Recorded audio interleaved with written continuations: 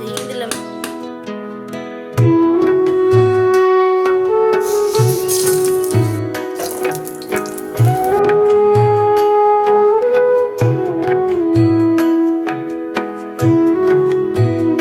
জীবনটা কত সুন্দর তাই না বলো? সত্যিই উপভোগ করলে অনেক ভালো, আর যখন খারাপ সময় আসে তখন মনে হয় আমাদের থেকে খারাপ হয়তো কেউই নেই। Hey everyone, good morning and welcome back to my new video. কেমন আছে সকলে? আশা করছি ভালো আছে। ছোট্ট এই উত্তর দিনাজপুর জেলার একটি গ্রাম থেকে আমি পায়েল সকলকে জানাই আমার ব্লগে স্বাগত।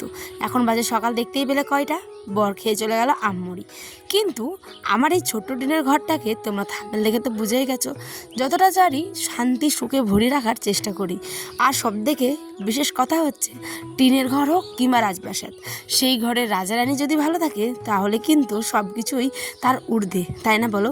সুখ, শান্তি, ভালোবাসা, সমৃদ্ধি সমস্ত কিছু দিয়েই তিলে তিলে একটা সংসার তৈরি হয়। আর ওই যে দেখলে আমাদের সংসারের মেন সদস্য, আমাদের ছোট্ট সোনা আয়ান। তো এখন আসলাম বিছানাটাকে গুছাতে। খাওয়া দাওয়া তো হয়ে গেল, মা ছেলেতে মিলে আম্মুরি খেলাম।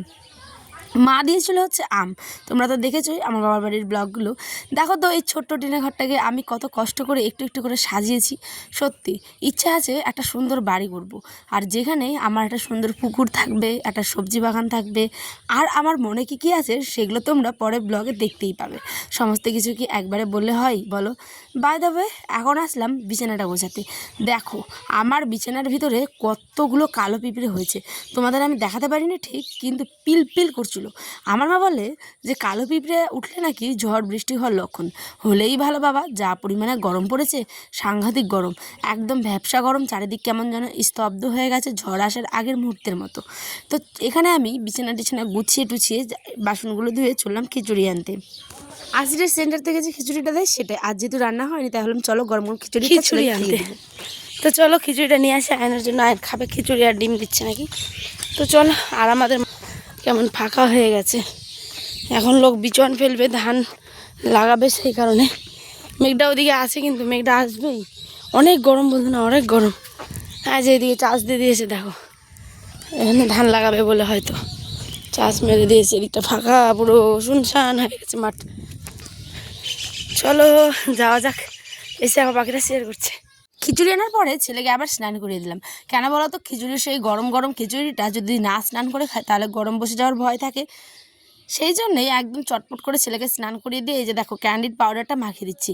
ছেলে আমার এত দুরন্ত, ও কিন্তু খুব এনজয় করে এই পাউডার মাখানোটা। গাইজ সত্যি বলছি, খুব এনজয় করে। দেখো না কত হাসছে, ওর কাতুকুতি লাগছে, তো ওই জন্য আর কি এরম করছে। তো হাত মুখ ধুয়ে ভালো করে এবার ওকে ফ্রেশ ট্রেশ করি, আমিও ফ্রেশ হয়ে গেছি। তারপরে কিছু লাইভ ভিডিও শ্যুট করলাম, তোমরা যারা দেখতেই পারো লাইভগুলো আমার। আর এখানে এখন ছেলেকে দিব গরম গরম খিচুড়ি খেতে। একটা টিনের ঘরে আমরা কত কিছুই করি দুই টুনাটুনি মিলে, তাই না বলো? সত্যি ঘর একটাই হোক কিংবা 5টা 4টা, কিন্তু সেই ঘরে যদি শান্তি থাকে তাহলে দেখবে একটা অন্য রকমের সুখ, যেটা সবাই হয়তো পায় না। তো এই হচ্ছে ব্যাপার। খিচুড়িটা খুবই গরম বলে আয়নকে কিন্তু অল্প অল্প করে এবার দিচ্ছি। কিচ্ছু দেয়নি, দেখো একটা আলু পর্যন্ত নেই, কিন্তু কি করবে যখন মানে কিছু রান্না করিনি তো ওইটাই খাওয়ালাম। এবার আমি ভাত, আলু সেদ্ধ আর মুগের ডাল করছি, আর সাথে করব কি বলো তো? দেখতেই পাবে তোমরা কারা কারা খাও ওই শাকটা। হ্যাঁ, এখানে আমি আদা, জিরে, রসুন, শুকনো লঙ্কা, পাঁচফোড়ন এই সমস্ত কিছু ছকে মুগের ডালটা কিন্তু ছকি, তাহলে মুগের ডালটা খেতে দারুণ লাগে। লাস্টে কিন্তু একটুখানি মিট মশলা দিই, তাহলে অনেক টেস্টি হয় ব্যাপারটা। আর এই যে এখানে দেখছো এখন বসাবো হচ্ছে মাংস। কুরবানির মাংস আছে, তো ওটাকে একটু ভাজা ভাজা করি আমি ঠিক এই পদ্ধতিতে। পেঁয়াজ একটু কাঁচা লঙ্কা দিলে ভালো হতো, কিন্তু পেঁয়াজ দিয়ে নুন দিয়ে ভালো করে ভেজে মাংসটাকে নিই। আর এই যে দেখছো এই শাকটা, তোমরা মালদার দিকে যদি কেউ এই ভিডিওটা দেখে থাকো তাহলে তো চেনার কথা, পাট শাক।